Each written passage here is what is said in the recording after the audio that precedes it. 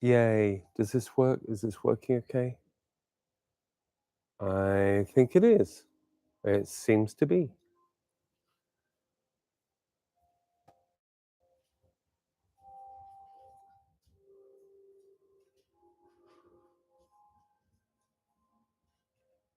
Yeah. Okay. All right. Jolly good. So Hal, today we're gonna do some pentapedal stuff. I'm gonna show you briefly what we're gonna do. Did you see that picture of a pangolin? No, I think Bo. Yeah, Bo sent a. I think it was Bo or James Zeller sent a picture of a pangolin, and it was all curled up with its face down, and it kind of reminded me of this. There's some challenges in this, but they're good challenges. We're going to start off in constructive rest, and then we're going to roll one side, then the other side. And we're going to do some face down stuff. Do half a lizard one side, half a lizard the other side. And then from that position,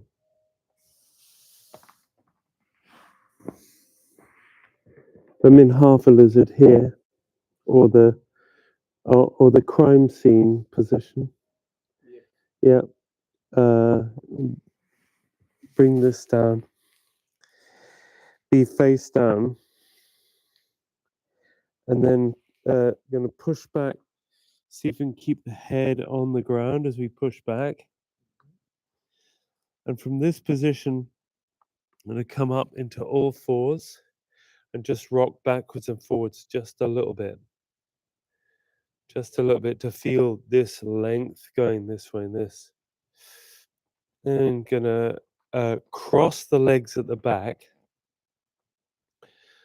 bring the elbows down, and then cross the hands over. And this hand is gonna wrap around the neck, and this hand is gonna wrap around the neck. And then we're gonna walk the elbows back. And then gradually bring the head on the floor here. So the kind of fetal position here. And this is part of the pentapodal thing. So you're gonna then just rock a little bit this way, rock a little bit this way, rock a little. And I'll talk you through this. And then here's the fun part, Hal. You're gonna love this. You're gonna look and see something beautiful over there. And then the heart is also gonna follow.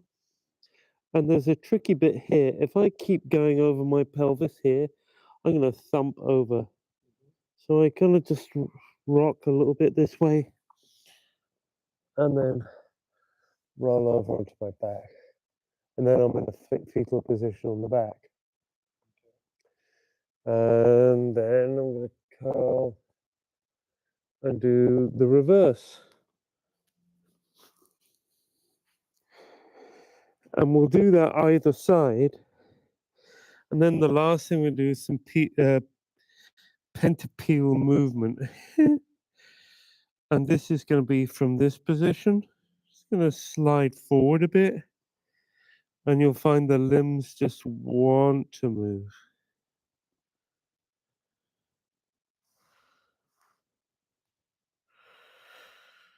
So I'm going along the length of the spine to do this.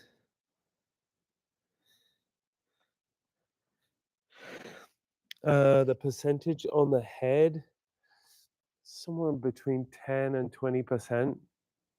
So you're not pounding. But here's the thing that I think is one of the big and beautiful studies of this is that if my head is down, I'm going to be having a mind for how this translates right the way down through the spine. So if my head is here and I'm coming here, I'm going to be thinking of the translation all the way down the spine. All the way down the spine here.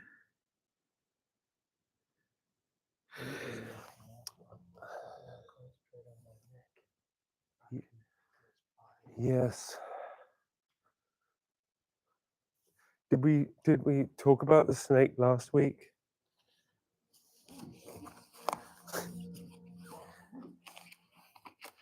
I had yeah. So as far as a snake is concerned, or balancing bone on bone is concerned, um, if we're a vertical snake, then there's always a possibility of movement through the bone structure, but still there's the bone structure is going to be supporting the movement, if that makes sense. Yeah. So as we move on the floor, it's like going, oh, how does this connect all the way down through the spine? And if it doesn't, pause and see if it can.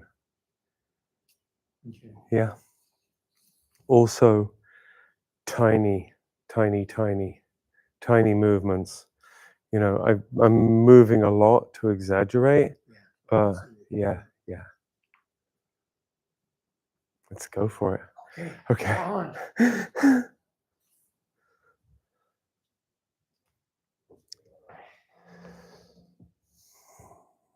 Mm.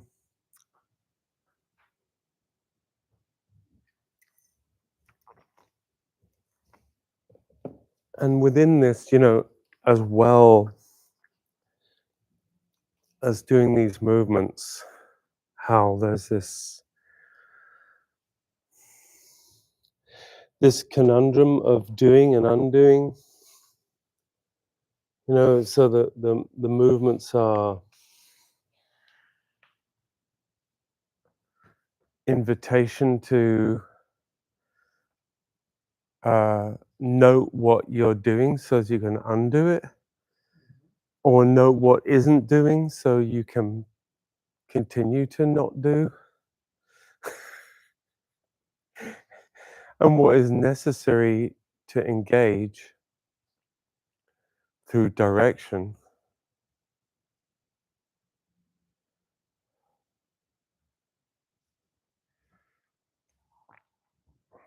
that can cause or invite release and lengthening.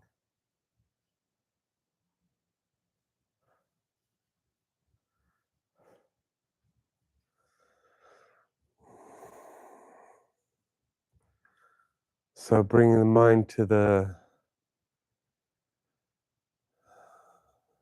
11, 12, 13 points of connection to the planet.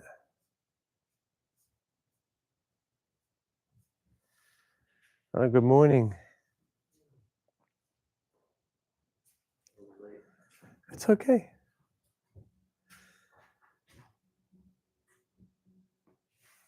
It's great. I'm going to do some description of this. I may have to come up and help, but that's okay. So there's the point at the back of the head.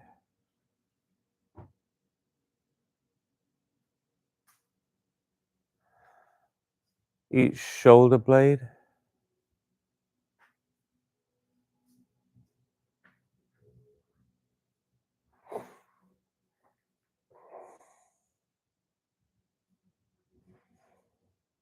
The point of each elbow.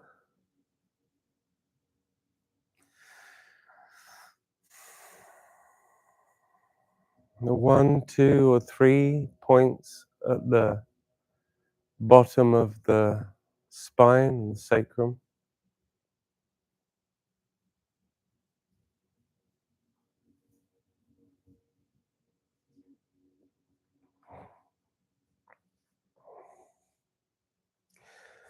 And the 3 points of the foot.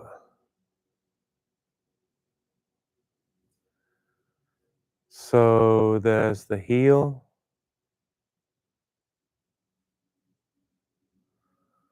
the big toe, behind the big toe, soft pad behind the big toe.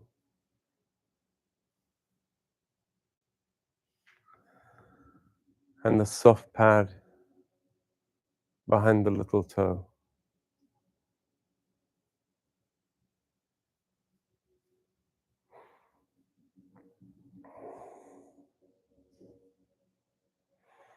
And as you bring your mind to each of those anchor points,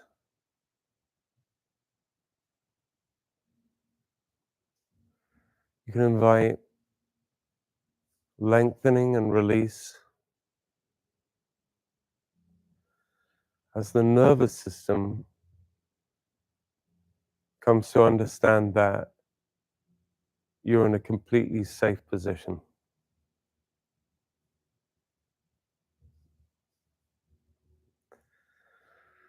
On the in-breath, you can run through those points of tension.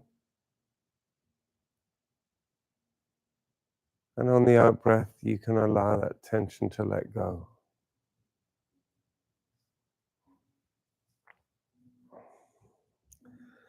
And likewise, you can invite the joints to release. So however the muscles are wrapping around the joints, you can invite the joints to integrate so that release can occur.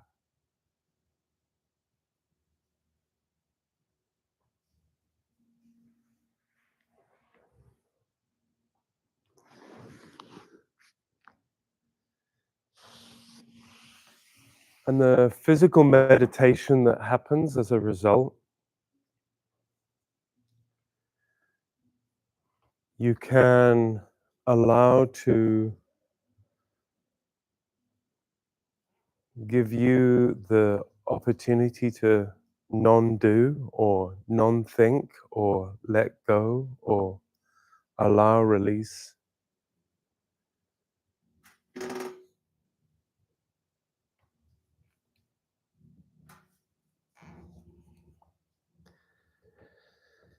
Is that okay if I use my hands, Hal?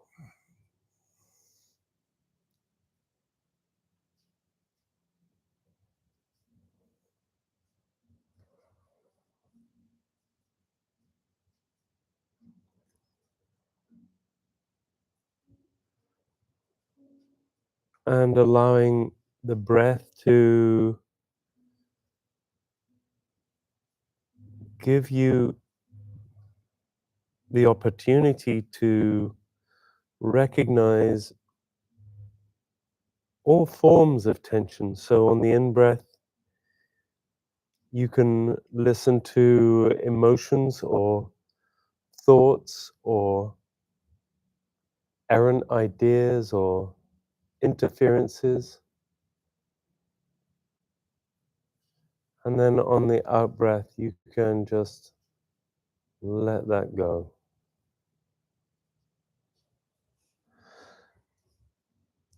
And do it in such a way that you allow the information to land.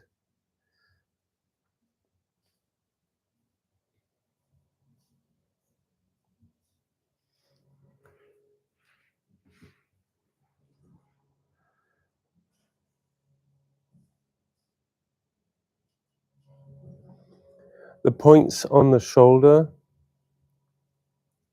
and the length of the arm.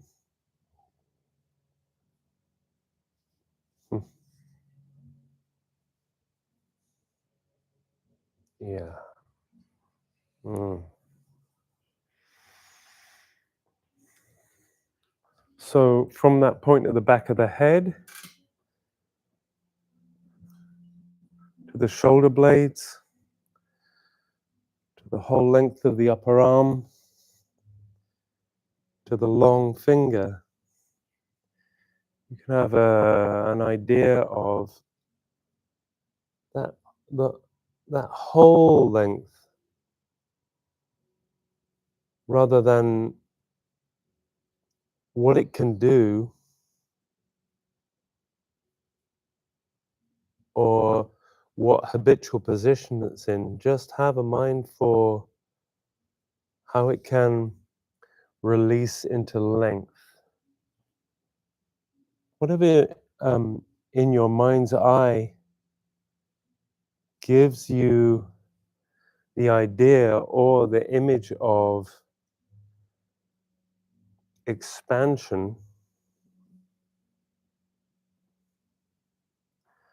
Allow that to emerge through those points. You can do the same thing down the length of the spine, of course.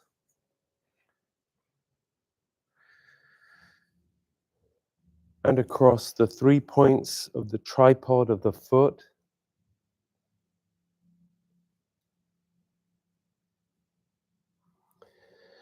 Contact with the floor gives the opportunity for the idea of the whole length of the leg.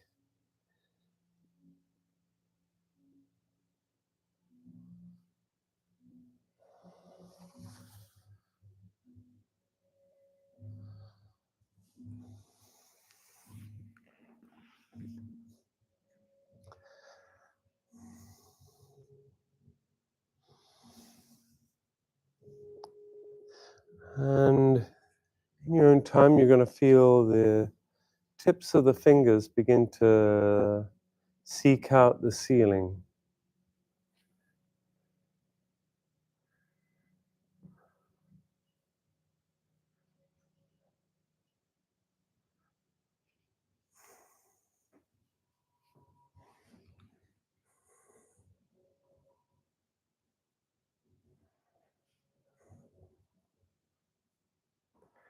You're going to let the elbows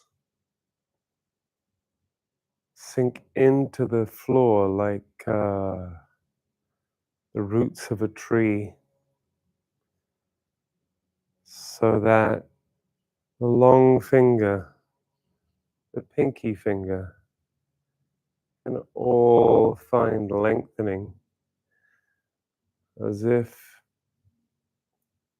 they're the very ends of a branch or the emergent buds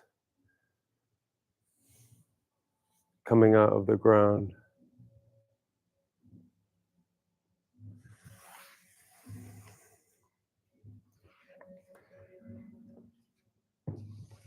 And let the breeze just carry them round so you can feel the rotation of the humerus. Is that okay if I use my hands, Kate?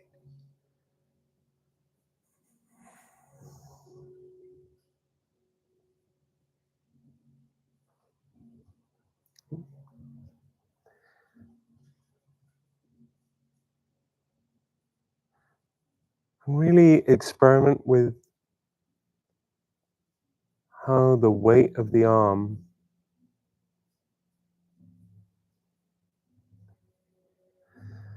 at once stacks up as a result of what is below it and what is above it. You become conscious of the stacking of the wrists, the stacking of the fingers above the wrist.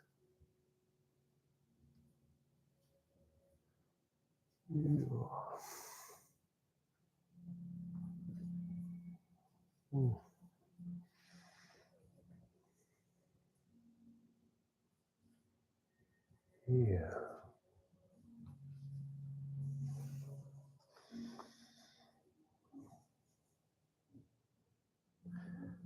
You do little circles and allow the rotation to give information about freedom in the upper arm.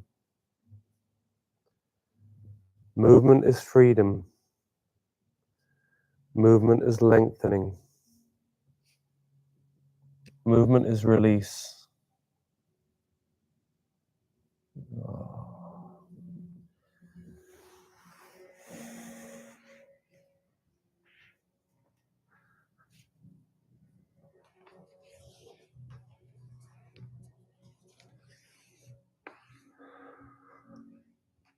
And you're going to just let the fingers of one hand go across the torso and wrap around the neck of the opposite side.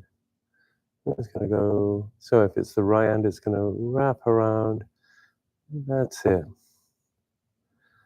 And then the other fingers are going to seek a wrap around on the other side.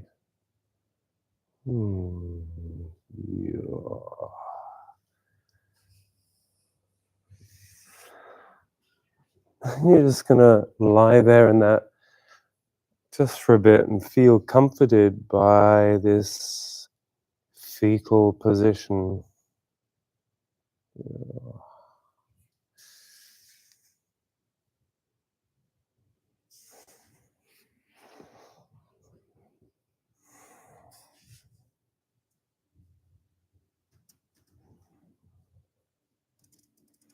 Hmm.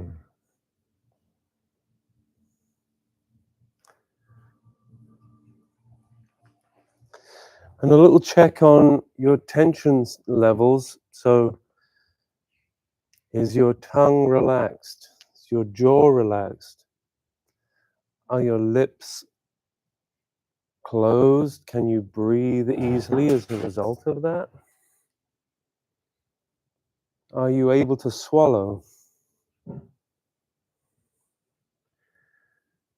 Can your joints be free? Is that okay if I use my hand? Is your top joint free?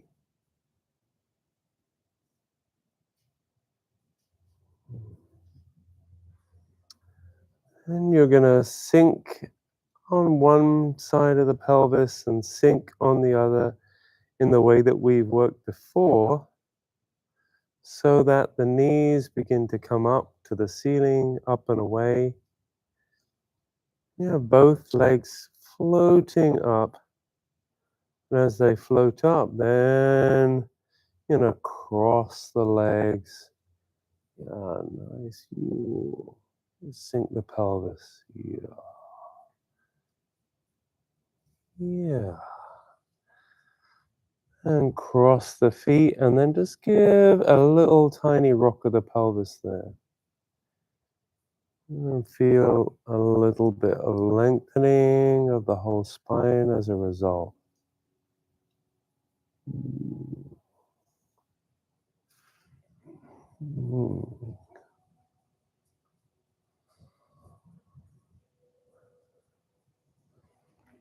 Okay, bring those feet back down to the ground.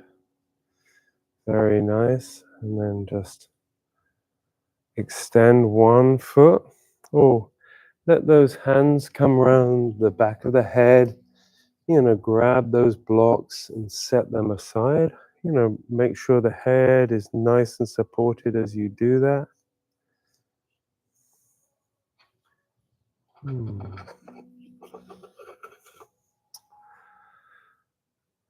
And you're going to extend one leg. And nice and easy. Extend one arm above that extended leg. So you're extended on one side, and you're just going to roll over onto one side.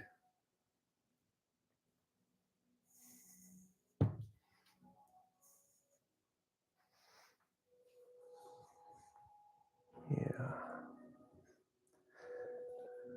And you're going to feel that connection down that whole side.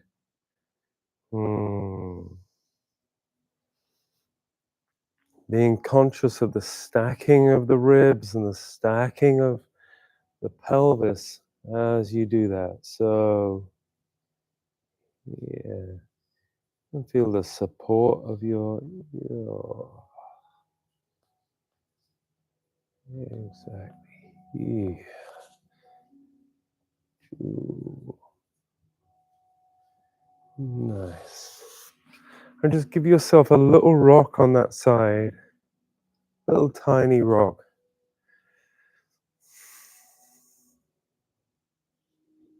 Is that okay if I use my hands? Yes. Okay. So, just gonna give that. Yeah. Yeah. Gathering in there. Yeah. It's all right. Oh, everything's all right. Yeah. Very good.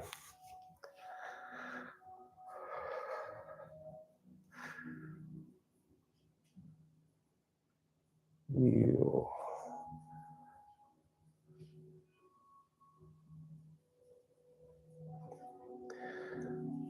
And then roll back onto our back, and so all the time using the eyes or the ears or the nose, that sensory apparatus to invite. Yes, nice, flopping over. That's really luxurious. It's like I've just seen you on a sunny day on a grassy, hilly bank, kind of just go, okay, I'm just gonna flop over. Maybe there's a pile of sandwiches and a nice cup of tea over there on the other side. A picnic, and you're just gonna luxuriously look over the other side, and yeah, really, there's nothing to do but roll. Yeah, roll for that. Your favorite sandwich, whatever that is, or if it's not a sandwich, it could be something even more luxurious. Yeah.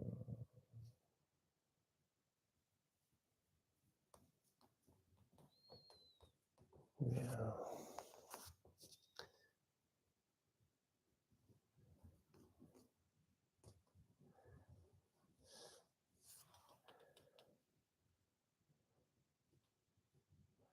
And give yourself just a little rock backwards and forwards on that side.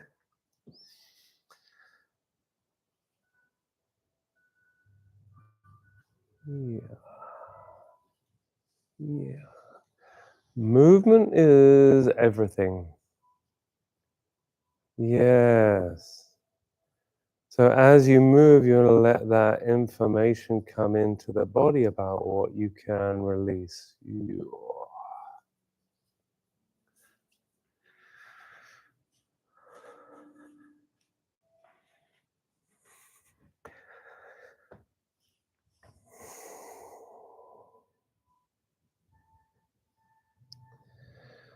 There's a conundrum here about two things which are equally true. Non-doing, or emptiness, or the inhibition of doing, the inhibition of the habit,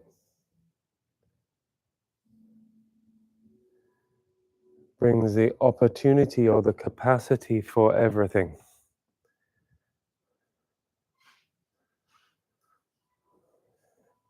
It brings choice. Okay, so you're going to come directly onto prone, face down here. So you might have to scoot yourself back onto your towel a little.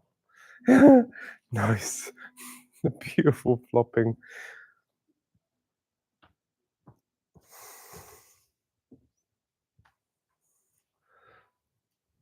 And here in prone, yes, have your hands up by your ears. And here is an interesting thing. If you need to have something under your chest to allow your back to fill your upper structure, so your thoracic curve is invited, as it were. And you have most of your forehead on the floor and only a percentage of your nose in contact, like 10%, 20% of the bridge of your nose in contact, so that you can allow nose breathing rather than the mouth breathing.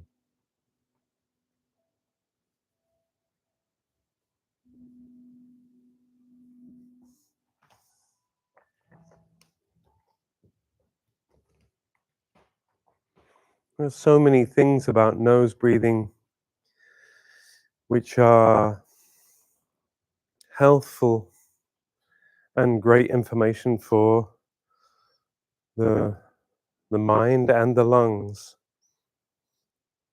There are 3 chambers of the nose, just as there are 3 levels of the lungs. I'll go into that another time. But right now, see if you can bring your forehead into the floor in such a way that you can keep your lips together so that you can allow the air to move through the nose.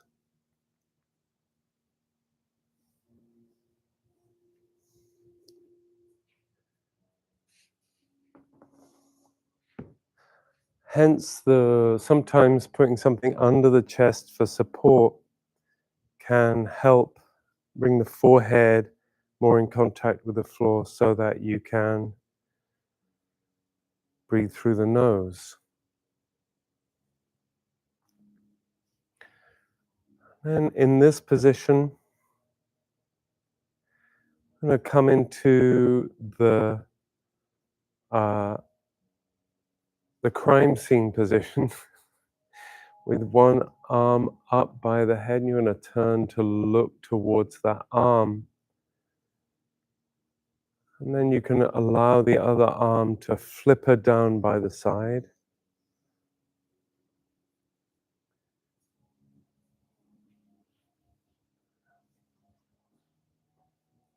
Nice. Yeah. Maybe that you need to flip that arm, but nice sensing, very nice sensing of the hand in contact with the arm, with the floor. Yeah, what is that? Nice, beautiful. And then your toe is going to go for a little exploration. It loves what it finds. And then you're going to flipper that knee up. Nice. Beautiful.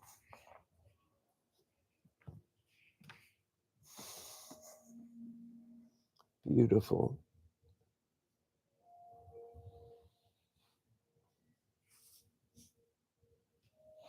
Yeah.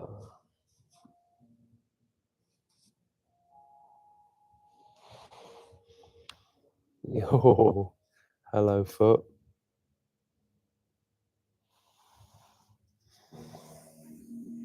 And when you're in that position, give yourself into the floor.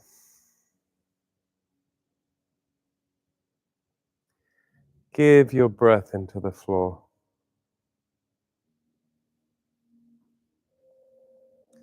Give your temporal bone into the floor, the side of your head, the side of your face. Let that information give you a pathway to release.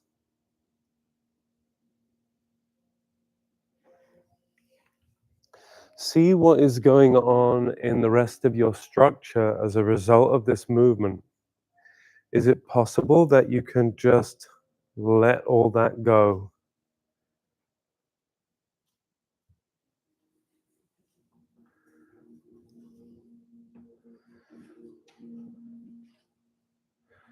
Yeah. So here, of course, there are multiple parts in contact with the floor now. But the same idea applies, that there are numerous anchor points in contact with the floor, and allowing those anchor points to give information that there is safety, that there is bone in contact with the floor.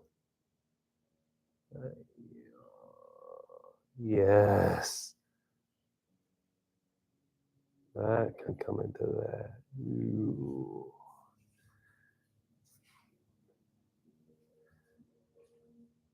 The whole length of this toe. Yeah.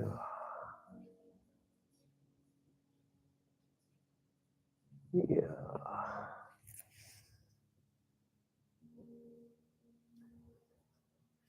So, Katie, this point in contact with the floor and feed all the way up into the pelvis. Yeah. Yeah. This point in contact with the floor. All the way up. Yes. What's that like? Oh, I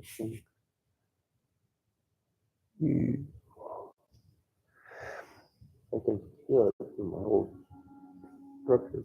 Yeah.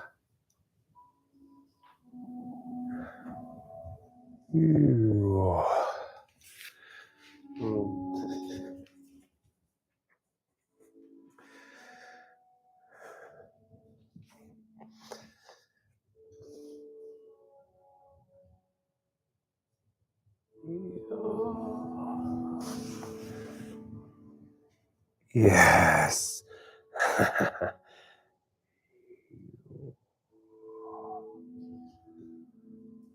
Okay, so in your own time, I'm gonna flip this this side to come into the other side. So really, you're gonna flip that leg down and the hand down. And I'm hurrying you here. It's terrible. It's terrible, really. I'm totally end gaining. So I know there's a technique, isn't there? Someone talked about this. So as you bring that leg down, see if you can still, yes, exactly, Hal. At that point, you know, you can go, oh, is that there all those incremental changes can still inform how the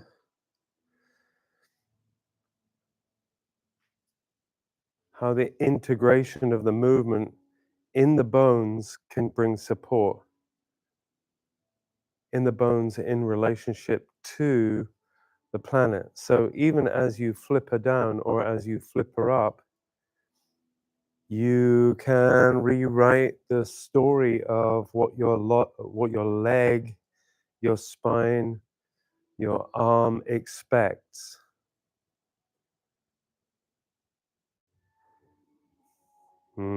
Yes, exactly. Very nice.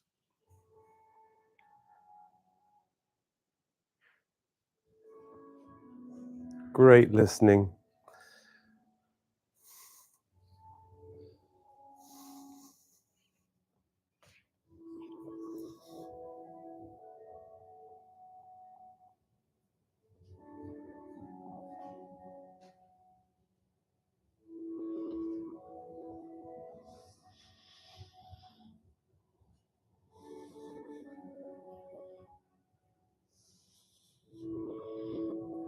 Oh.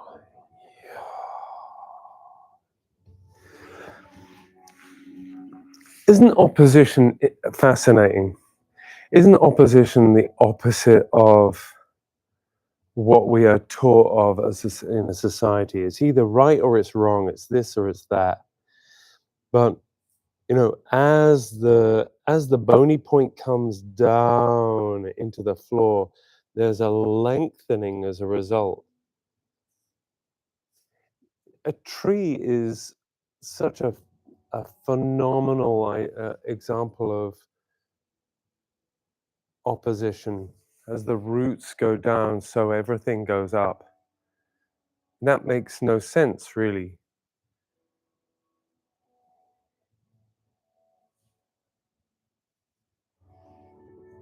Both things are true.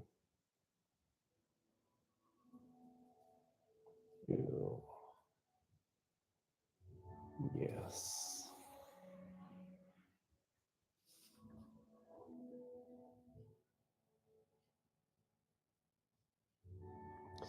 And certainly a tree is not foreshortened.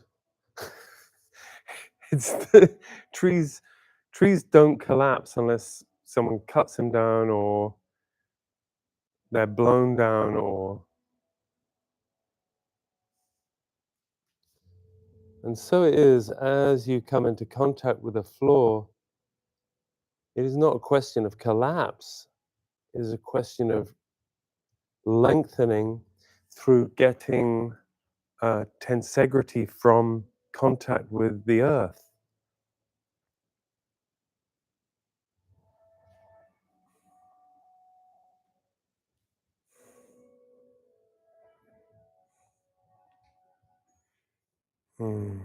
Okay. So in this position, we're just going to give a couple of seconds of allowing nothing to happen.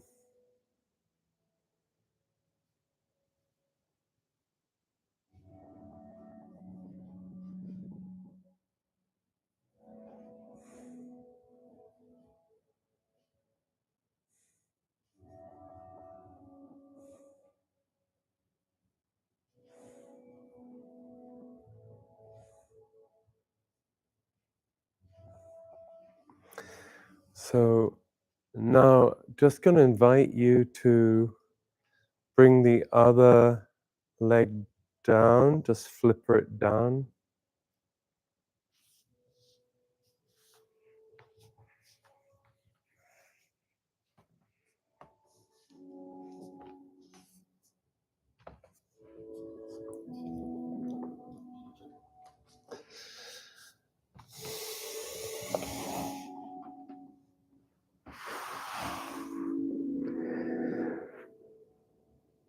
And you're going to bring the other arm up next to your head, and you can have your head central or face down, or to one side.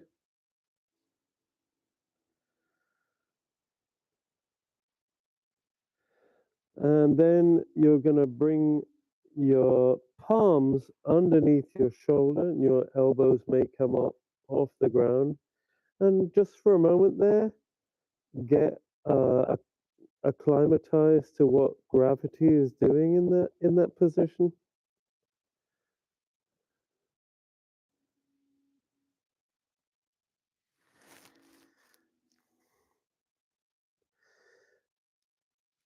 And then you're just going to come back and draw your head along the floor and bring your elbows underneath, and you're in a pentapedal position here.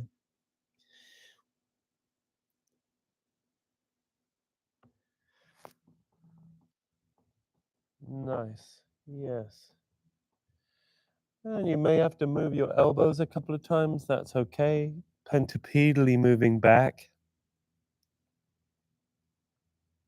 Yeah, beautiful. And then in this position, we're just going to do a little roll of the head around.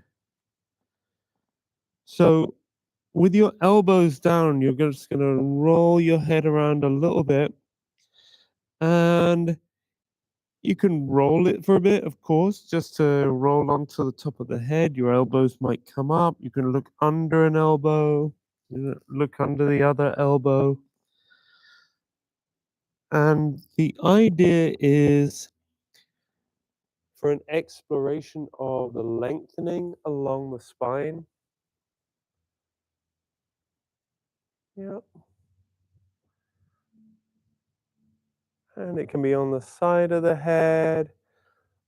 But as me and Hal were talking about earlier, there is this look for the moment where you can feel the distribution of weight all the way down the structure of the spine. So that spine is so beautifully designed to distribute weight, the weight of the head. And in this position where the head is slightly supported by the floor, and also the trigeminal nerve is given information about where your head is, you can just give it a little roll and examine where the integration ceases along the spine. Yes, yes, exactly. That's great. Great exploration. And another little aspect of this as well, of course, is also Dart's invitations for examining whether you're interfering with yourself. Where is your tongue free? Are you breathing freely? Can you swallow? Is your neck free?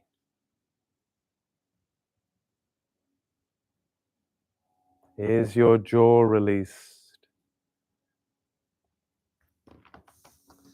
Okay, so now I'm going to come up onto all fours just for a moment. So you're going to unfold the arms. Very nice. Still feeling the back. Yes. And letting the back. Still imagining the floor on the back of the head. Yeah. So that's it. And then just rocking backwards and forwards just a little bit to feel the length of the spine moving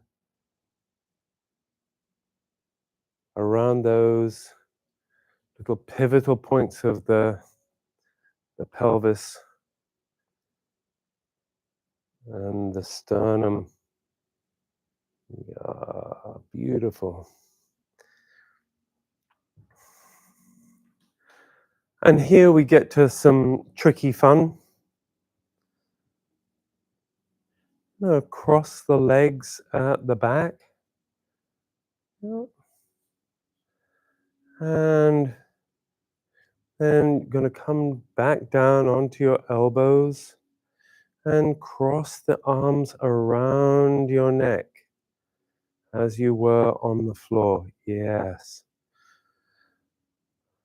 And when you've got into that position, you're just going to creep the elbows back towards your knees. Yes. Keep your head, if you have your head on the floor, that's great. And you might want to widen your knees just a little bit for this. Yeah. You can get your elbows back there. Yes, great. Beautiful. And then you can do a similar thing again, just tiny movements and explorations of the forehead and the hairline, as it were, in contact with the floor. Yeah. And you can use the senses, of course, to move the head. So, look one way, you can look the other way, you can hear a sound that you want to hear. And so the head just rotates around there, looking one side and the other.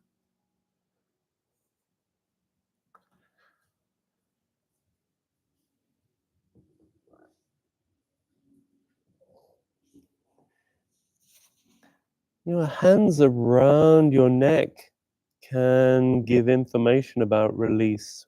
Yeah.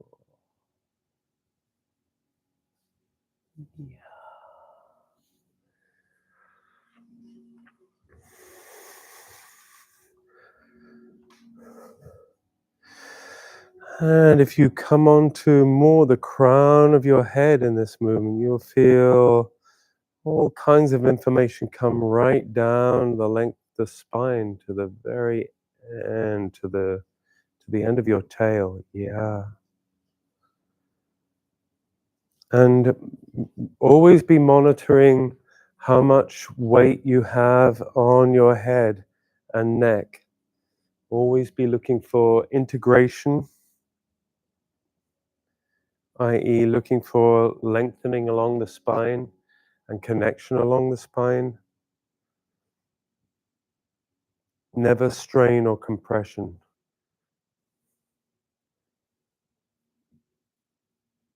That's great.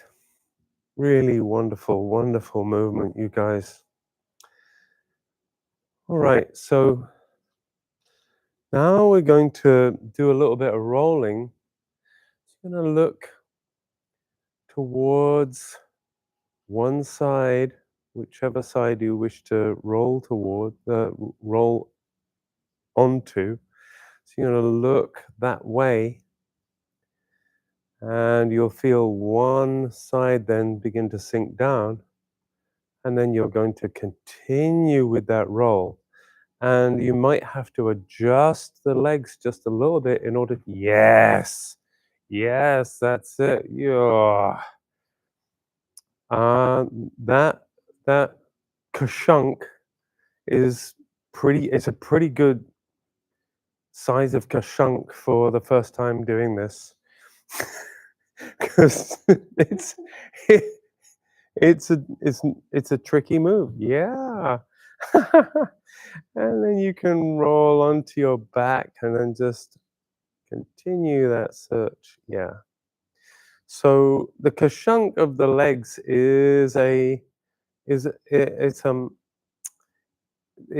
a conundrum, and one which over time of doing this, which Raymond Dart said was, this was one of one of the moves. This whole um, fetal position. He was very excited about this. Um, so but it's tricky, uh, no doubt about it. So then you're going to look the other way back towards coming onto all fours. Yeah, the same way. Yeah, and you can look down to your navel as you look over the shoulder. Yep, keep looking that way. Beautiful. Yes. Yes, that's it. Beautiful. Exactly. Yeah, that's good. Okay, keep looking. That's just gonna. Yes. There you go. Yeah. Very good.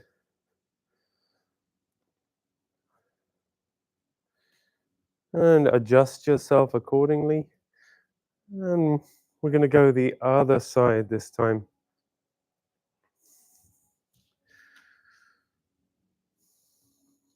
And there's also talk about whether this uh, the amount of kathunking is tied to how long your femur is as well. Yeah. And then keep looking that way and then come to lying on your back. Yeah.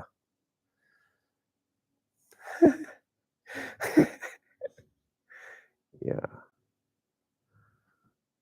And then we're going to go the other way, nice and easy to coming back onto the front.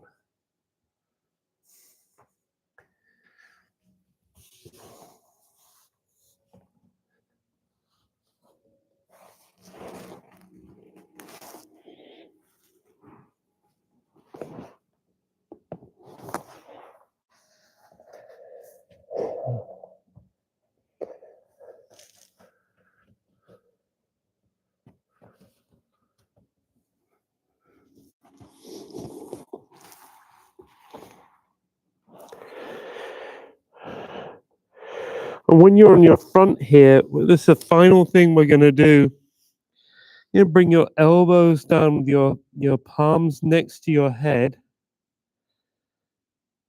And then you're going to move the whole structure of the body forward and take little steps with the rest of the other four limbs.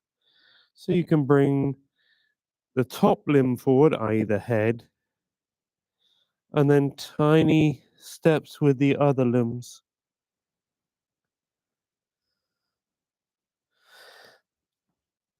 Point being, in order to explore the length of the spine, very nice. The length of the spine as you creep along.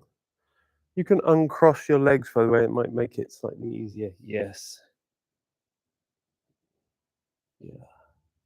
And that forehead. Yes. Yeah.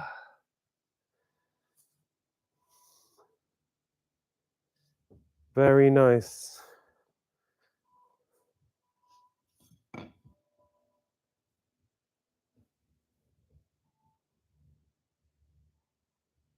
Yes.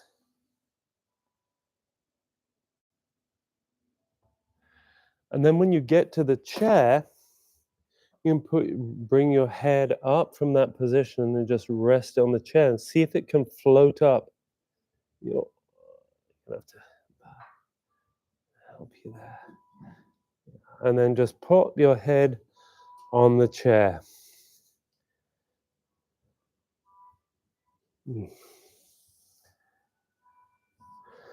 And put your arms very gently on the chair, one at a time. Nice. Nice, yes. Still filling the back and still crawling as a pentapedal creature. And eventually, as you come up, yeah, your head has to come up off the chair, but you're still going to have in mind the pentapedal creature.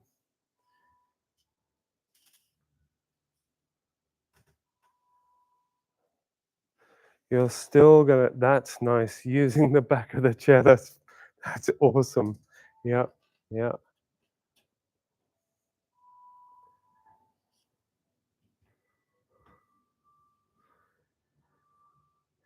And before you, we're gonna spin that chair around.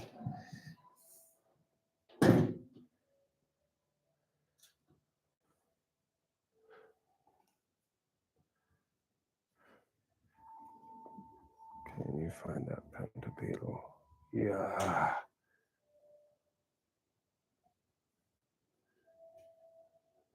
Yes.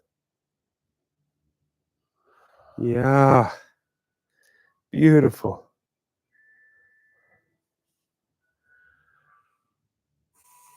Yes. Oh my God. Katie.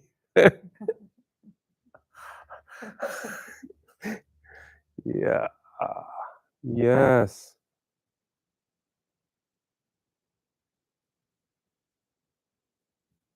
Oh.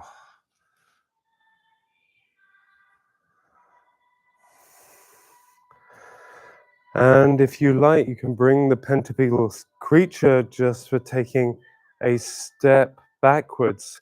The only interesting thing with this pentapedal creature is that at the moment you're just using 2 of the 4 supporting limbs.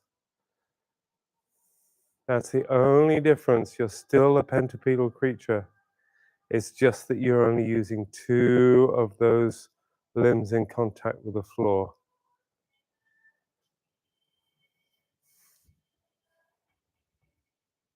Thank you for joining.